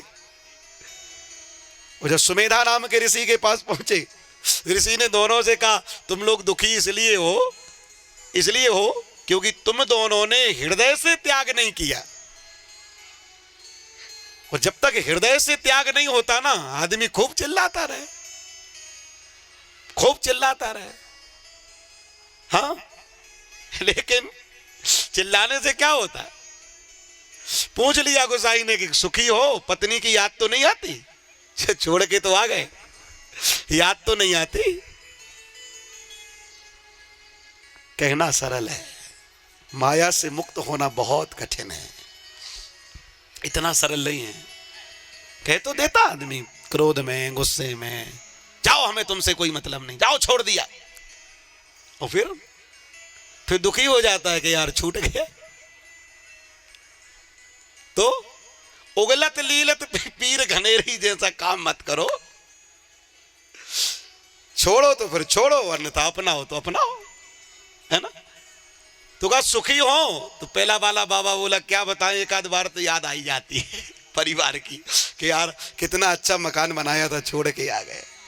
पर बने बाबा पत्नी के कारण। दूसरे से पूछा तुम बाबा कैसे बने? बोले हम भी पत्नी के कारण बने। बोले कैसे? बोले हमारी पत्नी ने हमसे कह दिया जितना प्रेम हमसे करते हो उतना भगवान से करते तो भगवान मिल जाते। हम बाबा हो गए, हम बाबा हो गए। तो एक बात यहां नोट करने की है, परिवार से, समाज से और संसार से, ध्यान देना, परिवार से, समाज से और संसार से हार करके जो त्यागी बने वो जीवन में कभी त्यागी नहीं हो सकता, क्योंकि उसने छोड़ा नहीं है, उससे छुड़ाया गया है, छोड़ा नहीं है। और परिवार से, समाज से और संसार से मोह त्याग करके जो साधु बने, साधु वही हो सकता है। अन्यथा हमने बहुत बाबा देखे, बहुत, हम तो बाबों ही में रहते हैं, रोज बाबा मिलते हैं, एक से एक बाबा मिलते हैं, लेकिन कह तो सब देते हैं अरे महाराज हमें कोई मतलब नहीं, लेकिन फिर पूछते थोड़ा फोन लगाना गुरुजी, थोड़ा पता चले का हाल चाल। अरे छोड़ दिया तो छोड़ दिया, अब क्या, अब क्या? त्याग का मतलब सिर से बाल कट जाए और उसके बाद क्या उससे लेना देना? वो कीचड़ में जाके गिरे, चाहे नाली में जाके गिरे, हो चाहे कोई अपने घर में ले जाए, हमारे किस काम का? तो जीवन में त्याग इतना सरल नहीं है। और हमारे संत तो ये कहा करते हैं भक्तमाली कि जिनकी घर बैठ के ना ही बनी तिनकी बन जाए कहाँ बन है। घर में नहीं बनी, वन में क्या बनेगी बताओ। यहाँ बना बनाया भोजन छोड़ के भजन नहीं कर पाए, वहां जब हाथ से चूल्हा फूंकोगे तब बनेगा। वहां एक नई चिंता जुड़ जाएगी साथ में कि भोजन बनाना है। यहां तो बना बनाया मिलना है, उसकी चिंता ही नहीं। तो जिनकी घर बैठ के ना ही बनी तिनकी बन जाए कहां बने। तो संत कहते हैं कि महाराज जीवन में त्याग जब करो तो हृदय से करो। महिषासुर आकर के गरजने लगा और भगवती ने कहा कि गर्ज गर्ज क्षणम मूढ़ो मधु यावत पिबाम्यहम्। देखो कन्हैया ने भी शिशुपाल को 100 गालियां माफ की थी। बैठे, कन्हैया ने शिशुपाल को 100 गालियां माफ की थी, याद होगा आपको। मतलब 100 गालियों तक शिशुपाल की चल गई है ना। तो अगर आपका शत्रु आपके ऊपर प्रबल हो रहा है, अगर भजन करने के बाद भी आपकी आपत्तियां नहीं कट रही, अगर भजन करने के बाद भी आपकी विपत्तियां नहीं कट रही, तो भजन को दोष मत दो, भजन बढ़ा दो। समझ लो कि कुछ कम हो रहा है, भजन कुछ कम हो रहा है। हमारे एक शिष्य थे, अब दुनिया में नहीं है, शुगर उनकी इतनी बढ़ गई। एक दिन हमसे बोले गुरुजी अब तो कोई देवता काम नहीं कर रहे, सो हमने भगवान को छोड़ दिया। तो हमने कहा भगवान को छोड़ दिया तो शुगर कंट्रोल हो गई? बताओ, आपने भगवान को छोड़ दिया तो कंट्रोल हो गई। अच्छा दवाई क्यों नहीं छोड़ी? दवाई क्यों नहीं छोड़ी? तो ये सब फालतू बातें हैं। निवेदन करने का अर्थ मेरा केवल इतना है, समय बुरा आए तो भी भजन करो और अच्छा आए तो भी भजन करो। महिषासुर को समय दिया भगवती ने, गर्ज ले, चल गर्ज गर्ज गर्ज क्षणम मूढ़ो मधु यावत पिबाम्यहम्। क्योंकि मेरे मधु पीने के बाद तेरा ये गर्जने वाला सिर तेरे धड़ पर रहेगा नहीं। ये समय है तेरे लिए, तू गर्ज ले। कन्हैया ने कहा था शिशुपाल दे ले गाली, 100 गाली तक क्षमा करूंगा। 101 में गर्दन काट दी। तो अंत पाप का ही होगा, लेकिन समय पे होगा। समय हर समय को बदल देता है, लेकिन समय को बदलने के लिए भी समय चाहिए, वो भी समय मांगता है। सूत जी महाराज कहते सोनक जैसे ही भगवती ने मधुपान किया, उठाया खड्ग तलवार और जो युद्ध प्रारंभ किया, महिषासुर की पकड़ी गर्दन, वो गर्दन पकड़ के खड्ग से गर्दन काट दी। वो गर्दन काट करके एक लात मारी, 4 कोस की दूरी पर जाके वो गर्दन गेंद की तरह लुढ़कती हुई गिरी। आंख चढ़ गई, आए जो आए सामने, चलना शुरू किया, चलना शुरू किया। और जब भगवती का चलना शुरू हुआ तो धरती हिलने लगी। देवता घबरा गए, ये चाल रोको अन्यथा विनाश हो जाएगा। मधुपान करने के कारण भगवती को मस्ती आ गई, रोको। कौन रोकेगा? तो ऐसे काम जब आते हैं देवताओं को तो एक ही नाम याद आता है। जब समुद्र मंथन से जहर निकले, जब भगवती की शक्ति तेज हो जाए, फिर सबको एक ही नाम याद आता है, शंकर भगवान। अब आप ही हो और कोई नहीं। सब मिलके बाबा के पास गए, बाबा रोको अन्यथा प्रलय आ जाए। शंकर भगवान ने त्रिशूल छोड़ दिया, डमरू छोड़ दी, दौड़ लगाई और दौड़ लगा करके जाकर सीधे जमीन में लेट गए। जैसे ही जमीन में लेटे, दायां पैर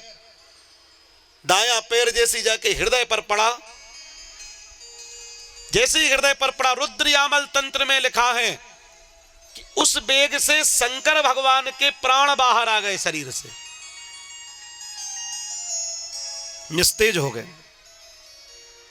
कहते महाकाली का वाहन सौ है, सौ नहीं वो स्यो, जो पैर पड़ते ही मूर्छित हो गए। गले में था काल, शंकर भगवान के गले में काल है ना, गले में था काल, आधा लिपट गया शंकर जी में और आधा लिपट गया पांव में, बंद लग गया। जैसे ही पैर में लगा, जो भगवती ने पैर उठाया महाकाल का पूरा वजन आ गया, पैर नहीं उठा।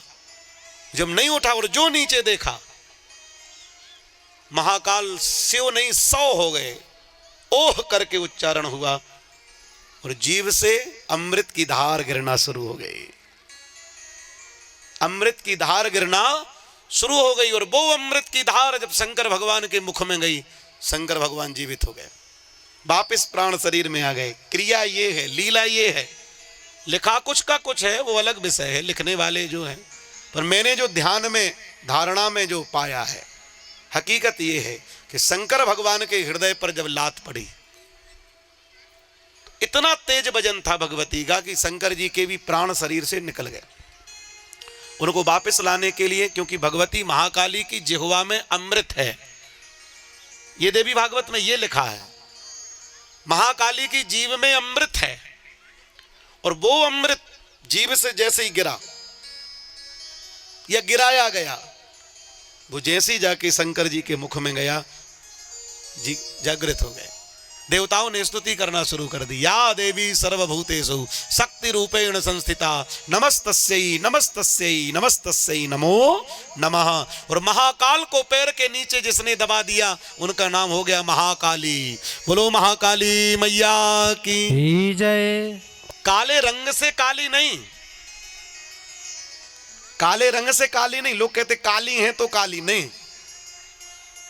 महाकाल को जिसने पैर के नीचे दबा दिया, महाकाल को पैर के नीचे दबा देने वाली महाकाली। और जब महाकाल चरणों में आ गए, सूत जी कहते हैं तो सारी शक्तियां अपने आप चरणों में आ गई। क्यों? क्योंकि सबके मालिक है महाकाल। भूत प्रेत पिशाच यक्ष गंधर्व राक्षस, इन सबके मालिक कौन? महाकाल। जब महाकाल शरण में आ गए तो महाकाली की साधना करने वाले को धन बल विद्या बुद्धि मान सम्मान सब कुछ प्राप्त होता है। जो चाहे ले वो प्राप्त होता है। महाकाली का साधक कभी दरिद्र नहीं हो सकता, महाकाली का साधक कभी मूर्ख नहीं हो सकता, महाकाली का साधक कभी सामान्य नहीं हो सकता। ये भगवती की कृपा है, ये प्रभाव है भगवती का। तो महाकाली नाम भगवती का हुआ है। सूत जी महाराज कहते हैं, सोनक देवताओं ने स्तुति करना प्रारंभ कर दी। या देवी सर्वभूतेषु शक्ति रूपेण संस्थिता नमस्तस्यै नमस्तस्यै नमस्तस्यै नमो नमः। नमस्तस्यै नमस्तस्यै नमस्तस्यै नमो नमः। संत कहते हैं कि मैया जी मोरी लागी लगन मत तोड़ना, मैया जी मोरी लागी लगन मत तोड़ना, मैया जी मोरी लागी लगन मत तोड़ना। ताली बजा करके भाव से गाओ। हो लागी लगन मत तोड़ना, लागी लगन मत तोड़ना, हो लागी लगन मत तोड़ना, लागी लगन मत तोड़ना। महाकाली मोरी लागी लगन मत तोड़ना, महाकाली मोरी लागी लगन मत तोड़ना, महाकाली मोरी लागी लगन मत तोड़ना, महाकाली मोरी लागी लगन मत तोड़ना।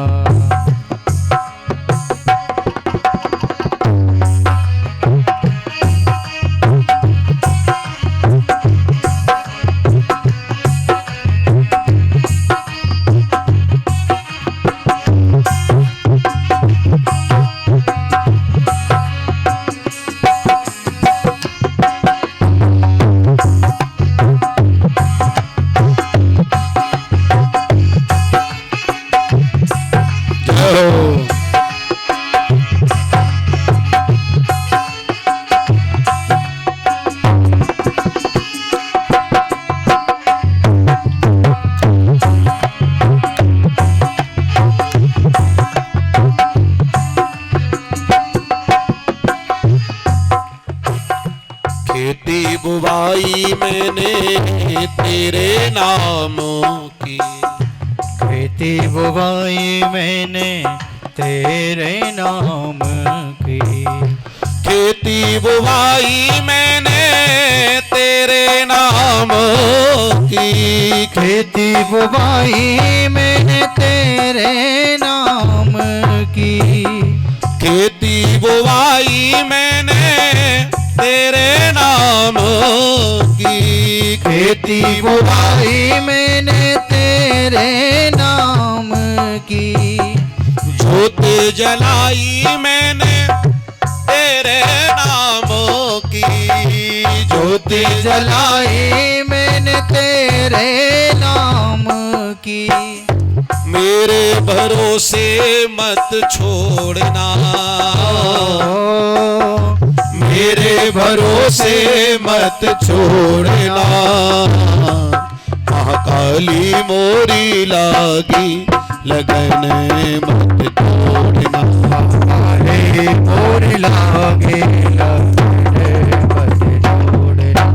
काले मोर लागे लगन मत छोड़ना।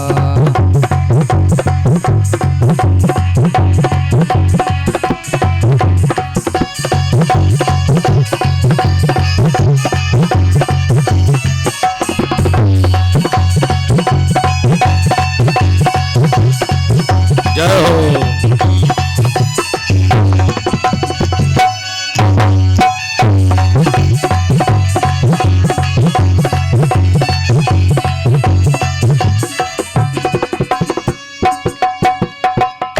जल है गहरा नाव पुरा। जल है गहरा नाव पुरानी। जल है गहरा नाव पुरानी। जल है गहरा नाव पुरानी। इतनी सी है मैया मेरी कहानी। इतनी सी है मैया मेरी कहानी। बीच मझधार में ना छोड़ना हो। बीच मझधार में ना छोड़ना। मैया जी मोरी लागी लगन मत तोड़ना। मैया जी मोरी लागे लगन मत तोड़ना। मैया जी मोरी लागी लगन मत तोड़ना।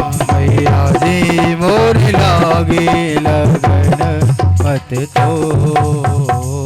बोलो महाकाली मैया की जय। मैया जी मोरी लागी लगन मत तोड़ना। बस और कुछ नहीं चाहिए माँ। मेरे मन में आपके प्रति जो श्रद्धा है, मेरे मन में आपके प्रति जो विश्वास है, मेरे मन में आपके प्रति जो प्रेम है वो कभी नष्ट ना हो बस। क्योंकि ये भी तुम्हारी ही ऊपर है। तुम जब चाहोगी तब तक सेवा भी उतनी ही मिलती है जितनी वो चाहेंगी। ये भी बात पक्की है। तो माता महाकाली का दिव्य चरित्र आप लोगों ने श्रवण। पानी तो नहीं गिर रहा? नहीं गिर रहा ना? अभी चलाऊं 5 मिनट और चल। लेकिन एक बात है, मुझे इस बात की बड़ी खुशी। मैं सदगुआ गांव पर शुरू से ही नाज करता आया हूं। मैं आपको सत्य बता रहा हूं। प्रयागराज में भी बोलता हूं कि रुक जाओ, मेरी टीम आने दो, हजारों को खिलाऊंगा, चिंता की बात नहीं। हकीकत है ये। बाबा सामने बैठे, इनको पता है। मैं इस गांव पर, कोई माने ना माने भले, पर इस गांव पर मैं शुरू से ही गर्व करता आया हूं। आज ये नई बात नहीं। और ये बात आज सिद्ध हुई जब हमने यज्ञ का संकल्प किया कि हमको यज्ञ कराना है और वो भी सदगुआ में कराना है। और क्यों कराना है? क्योंकि आजू बाजू समस्त गांव में यज्ञ हो गए, हमारा गांव क्यों रह गया? और मां धर्मेश्वरी का आदेश हुआ, करा। हमने कहा ठीक है, कराएंगे। तो स्थिति बहुत विकट थी महाराज। यहां जल की ऐसी समस्या कि पीने को पानी नहीं। फिर भी लोगों ने सहयोग किया। फिर भी सबने कहा कि नहीं आप करिए, कोई दिक्कत नहीं। दिन रात लगकर यज्ञशाला बनाई, और फिर यज्ञशाला भी छोटी पड़ गई। दाऊ एक बात बताऊं, ये मेरे जीवन का पहला यज्ञ है जिसमें यज्ञशाला बढ़ानी पड़ी। 9 कुंड का यज्ञ था, अपने पंपलेट में पड़ा भी होगा, नवकुंडीय सतचंडी महायज्ञ। अभी जाके दर्शन करिए, 12 कुंड हैं, क्योंकि इतने ज्यादा यजमा, उसके बाद भी रोकना पड़ा कि भैया आप और किसी तरीके से सेवा कर लो, यज्ञशाला में जगह नहीं। अगला कभी भगवती मौका देंगी तो 51 कुंड का कराऊंगा, लेकिन अभी थोड़ा। हाँ, उस दिन पंडाल उड़ गया तो माताएं धूप में कथा सुनती नहीं, हम भी करते रहे, हमने भी कहा हम भी करेंगे। आज पानी गिरा, कीचड़ में माताएं बैठी हैं, हमने कहा हम भी बैठेंगे। तो आनंद आता है, स्थायी श्रोता अगर मिलें, स्थायी लोग अगर मिलें तो आनंद आता है। तो आज महाकाली माता का चरित्र सुनाने का सौभाग्य इस शरीर को प्राप्त हुआ है, और मेरे तो रोम रोम में मेरी माँ है।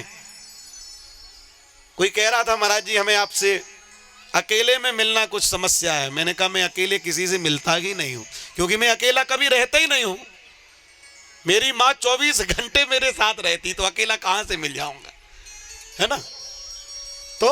तो महाकाली उपासक जो होता है, महाकाली के उपासक को सब कुछ प्राप्त हो जाता है। जा पर कृपा मातु की होए, सो वह करे चाहे मन जोए, सो वह करे चाहे मन जोए। एक कन्या थी जिसका नाम था विश्व सुंदरी। उसे अपने रूप पर बहुत घमंड था, और विद्वान भी थी तो उसका भी घमंड था। उसने घोषणा कर दी, मुझे जो शास्त्रार्थ में हराएगा मैं उससे विवाह करूंगी। बड़े बड़े लोग आए लेकिन उसको शास्त्रार्थ में हरा नहीं पाए, बहुत बड़ी विदुषी थी। एक दिन अष्टावक्र जी महाराज आ गए, 8 जगह से टेढ़े, हाथ कहीं, पांव कहीं, सिर कहीं, गला कहीं, आंखें कहीं। अष्टावक्र जी जैसे ही आए तो वो कन्या कहती महाराज रहने दो, आपसे तो हम हार जाएंगे, तो तुमसे विवाह करना पड़ेगा, हम आपसे विवाह नहीं करेंगे। तो अष्टावक्र जी ने कहा तुम्हें विद्वान चाहिए कि सुंदर चाहिए? जरूरी थोड़ी कि जो विद्वान हो वो सुंदर भी हो, जरूरी तो नहीं है। विद्वता अपनी जगह है, सुंदरता अपनी जगह है। चाणक्य का चेहरा तो इतना खतरनाक था कि देख के लोग डर जाते थे, और विश्व का सबसे बड़ा नीति शास्त्र का ज्ञाता। तो जरूरी नहीं कि जो सुंदर हो वो विद्वान भी हो। तुम्हें क्या चाहिए? वो कहती हमें दोनों चाहिए। जाओ, अष्टावक्र जी ने सोच लिया कि दुनिया का जो सबसे बड़ा मूर्ख होगा उससे तुम्हारा विवाह कराएंगे, ठहर जाओ।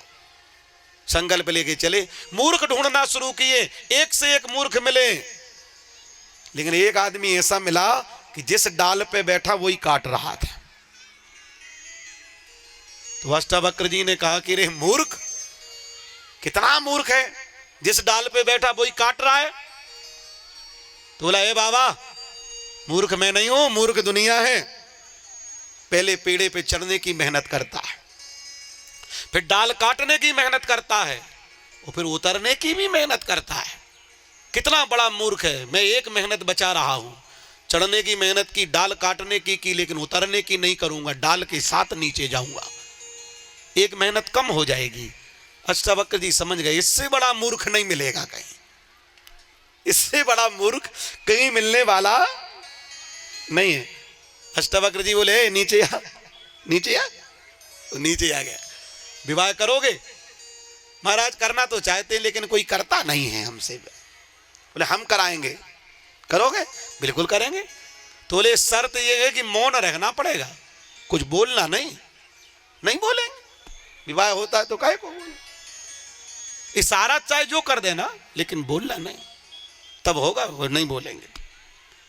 बढ़िया सजा धजा के, देखने में अच्छा था, सजा धजा के बढ़िया कुर्ता उर्ता पहना के ले आए, माला वाला पहना के। कहा देवी ये हमारा चेला है, देख लो बड़ा सुंदर है। हाँ सुंदर तो है, लेकिन शास्त्र में भी हराना चाहिए। बोले बिल्कुल हरा देगा, लेकिन एक शर्त है, ये अभी मौन है, कुछ बोलेगा नहीं, इशारा करेगा। तुम इशारे में पूछो, ये इशारे में बताएगा, मैं उत्तर दूंगा कि तुमने क्या कहा, इसने क्या कहा। हम है ना, बोले ठीक, करो। तो वो कन्या ने ऐसी उंगली दिखाई, ऐसे जैसी उंगली दिखाई, तब ये यहां वहां देखने लगा। तो गुरुजी ने कहा बोलना नहीं, इशारा करो। गुस्सा में तो आई गया, क्या उंगली दिखा रही है। तो इसने फट से 2 उंगली दिखा दी। गुरुजी बोले तुम्हारा कहना है कि ब्रह्म एक है? कन्या बोली हाँ महाराज, हमारा चेला कह रहा कि बिना शक्ति के ब्रह्म कुछ भी नहीं है, ब्रह्म और शक्ति 2 हैं तभी काम बनेगा। हाँ हाँ महाराज, बिल्कुल सही कह रहे आप, बिल्कुल सही कह रहे। दूसरा पूछो। अब इसने बताए 5 ऐसे, जैसे ही बताए तो अब ये फिर यहां वहां। गुरुजी बोले बोलना नहीं, इशारा करो। तो इसने बताया ये, उसने बताया ऐसा। तो इसने कहा बोले देवी तुम्हारा कहना है कि तत्व 5 होते हैं? कन्या बोली हाँ। हमारा चेला कह रहा कि अगर इकट्ठे ना हो तो शरीर नहीं बनता, इकट्ठा होना पड़ता है। बोले हाँ महाराजा सही है, हम समझ गए, समझ गए। विवाह हो गया, करवा दिया गुरुजी ने विवाह। और विवाह जैसे ही हुआ, पत्नी आरती उतारने के लिए आई, और जैसे ही आरती उतारने आई तो ये घबरा गया। ये इतना डर गया कि ये भगवान, ये तो आग लगाने आ गई, पता नहीं कौन सा बदला लेगी, यहीं भूंज देगी, मार डालेगी, क्या करेगी। तो ऐसे ऐसे उसने जगह देखी भागने की, पीछे खिड़की थी, खिड़की से कूद गया।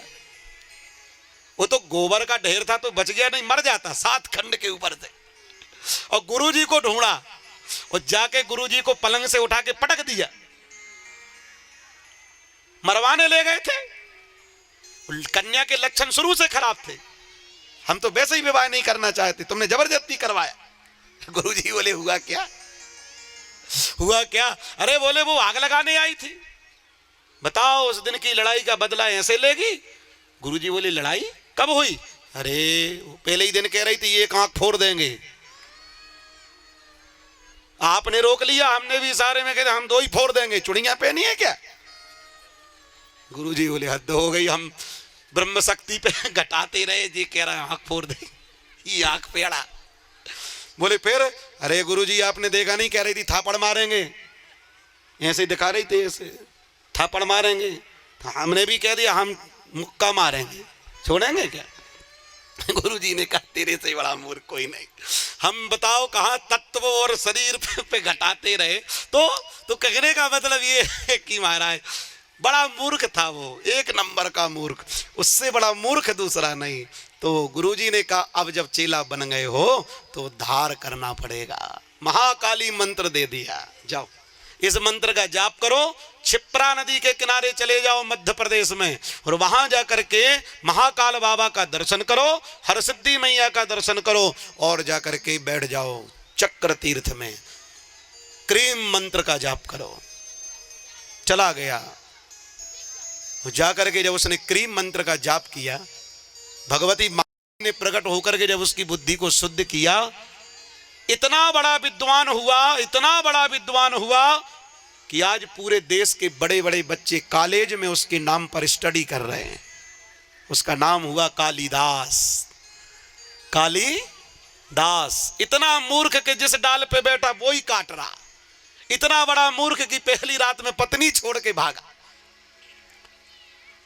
वेद रचे, राजा भोज का गुरु बनने का पद प्राप्त हुआ। तो निवेदन करने का अर्थ मेरा केवल इतना है कि महाकाली माता की पूजा, महाकाली माता की, एक प्रश्न आया था कि क्या हम महाकाली माता की पूजा घर में कर सकते हैं? बिल्कुल कर सकते हैं, बिल्कुल कर सकते हैं, कोई समस्या नहीं, बस मां के रूप में मानो और पूजो। दिक्कत कहां होती है? जब हम तांत्रिक बनने की कोशिश करते हैं तब दिक्कत होती है। अगर केवल मां मान करके और आप कर रहे हो तो फिर कोई दिक्कत नहीं, मां तो मां है। कालिदास के ऊपर कृपा की, तेनाली राम के ऊपर कृपा की, रामकृष्ण परमहंस के ऊपर कृपा की। तो आज की कथा में हम लोगों ने महाकाली चरित्र श्रवण किया, और धीरे धीरे मां धर्मेश्वरी की विशेष कृपा से हमारा ये यज्ञ 12 कुंडीय सतचंडी महायज्ञ आज 7वें दिवस में प्रवेश किया और पूर्णाहुति भी हो चुकी है। 2 दिन और हैं। मुझे लग रहा था कि कथा कल समाप्त हो जाएगी, लेकिन चूंकि भंडारा इन्होंने 28 तारीख का रखा है तो कथा 27 तारीख तक चलेगी। अभी 2 दिन कथा और है। आप सब पधारे, आप सबका स्वागत, वंदन, अभिनंदन। माताओं बहनों को भी प्रणाम, आप सबको प्रणाम। सिया राम मैं सब जग जानी, करो प्रणाम जोरी जुग पानी। आप सबको प्रणाम। आप सब माँ के बुलाए आए हैं, अन्यथा ऐसी ओला वृष्टि और पानी में कौन कहाँ निकलता है। आप सब आए हैं, ये कृपा है। मेरे ऊपर भी कृपा है और आपके ऊपर भी कृपा है। और ये सतचंडी महायज्ञ हमारा आनंद दे रहा है। गर्मी अपने आप खत्म हो गई। 45-46 डिग्री तापमान, निकलने में घबराहट। भगवती ने कहा ठहरो, हम ठंडा करते हैं, घबराओ मत। तो वो माँ साथ में चल रही। मैंने जब साधना की थी काल भैरव गुफा में तो मुझे सपना आया था।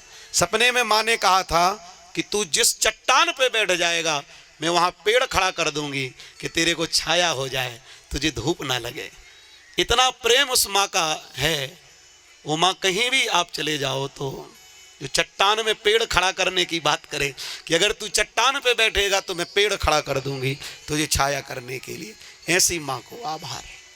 क्या कहा जाए, माँ तो माँ है, माँ से बड़ा तो कोई है नहीं। तेरे दर से बेनियास मुझे कौन सी सह मिली नहीं, झोली ही मेरी तंग है, तेरे यहाँ कमी नहीं। भगवती हे आद्य शक्ति, इस दास पर ऐसे ही कृपा करो, उस सब पर कृपा करो। सर्वे भवन्तु सुखिनः। आरती के लिए खड़े हो जाइए। सर्वे सन्तु निरामया, सर्वे भद्राणि पश्यन्तु, माँ कश्चित् दुःख भाग् भवेत्। ओम। चंद्रमा मनसो जातक्षजोः सूर्यो अजायतो, श्रोत्राद्वायुश्च प्राणिश्च मुखा नग्निरजायतो। बोले अम्बे मात की जय। अम्बे तू है जगदम्बे काली, जय दुर्गे खप्पर वाली, तेरे ही गुणे गाए भारती। ओ मैया हम सब उतारे तेरी आरती। अम्बे तू है जगदम्बे काली, जय दुर्गे खप्पर वाली, तेरे ही गुणे गाए भारती। ओ मैया हम सब उतारे तेरी आरती। ओ मैया हम सब उतारे तेरी आरती। माता तेरे भक्ति जनों पर भीड़ पड़ी है भारी, भीड़ पड़ी है भारी। ओ माता तेरे भक्ति जनों पर भीड़ पड़ी है भारी, हाँ भीड़ पड़ी है भारी। ओ माता तेरे भक्त जनों पर भीड़ पड़ी है भारी, भीड़ पड़ी है भारी। माता तेरे भक्ति जनों पर भीड़ पड़ी है भारी, माँ भीड़ पड़ी है भारी। हो दानव दल पर कूद पड़ो माँ, दानव दल पर कूद पड़ो माँ, दानव दल पर कूद पड़ो माँ, दानव दल पर कूद पड़ो माँ। करके सिंह सवारी 100 सिंहों से भी बलशाली, 10 भुजाओं वाली नैया भवर से ओ मारते। ओ मैया हम सब उतारे तेरी आरती। अम्बे तू है जगदम्बे काली, जय दुर्गे खप्पर वाली, तेरे ही गुने गाए भारती। ओ मैया हम सब उतारे तेरी आरती। माँ बेटे का है इस जग में बड़ा ही निर्मल नाता, माँ बड़ा ही निर्मल नाता। माँ बेटे का है इस जग में बड़ा ही निर्मल नाता, माँ बड़ा ही निर्मल नाता। पूत कपूत सुने हैं परना, पूत कपूत सुने हैं परना। माता सुनी कुमाता सब पे करुणा दर्शाने वाली, अमृत बरसाने वाली, दुखियों के दुखड़े निवार। ओ मैया हम सब उतारे तेरी आरती। अम्बे तू है जगदम्बे काली, जय दुर्गे खप्पर वाली, तेरे ही गुने गाए भारती। ओ मैया हम सब उतारे तेरी आरती। नहीं मांगते धन और दौलत, ना चांदी ना सोना माँ, ना चांदी ना सोना। नहीं मांगते धन और दौलत, ना चांदी ना सोना माँ, ना चांदी ना सोना। हो नहीं मांगते धन और दौलत, ना चांदी ना सोना, ना चांदी ना सोना। नहीं मांगते धन और दौलत, ना चांदी ना सोना माँ, ना चांदी ना सोना। हम तो मांगे माँ तेरे मन में, हम तो मांगे माँ तेरे मन में, हम तो मांगे माँ तेरे मन में, हम तो मांगे माँ तेरे मन में। एक छोटा सा कोना सबकी बिगड़ी बनाने वाली, आज बचाने वाली, सदियों के सत को संवार। ओ मैया हम सब उतारे तेरी आरती। अम्बे तू है जगदम्बे काली, जय दुर्गे खप्पर वाली, तेरे ही गुने गाए भारती। ओ मैया हम सब उतारे तेरी आरती। ओ मैया हम सब उतारे तेरी आरती। कर्पूर गौरम करुणावतारम संसारसारम भुजगेन्द्रहार सदा वसंतम हृदयारविंदे भवं भवानी हरितं नमामि।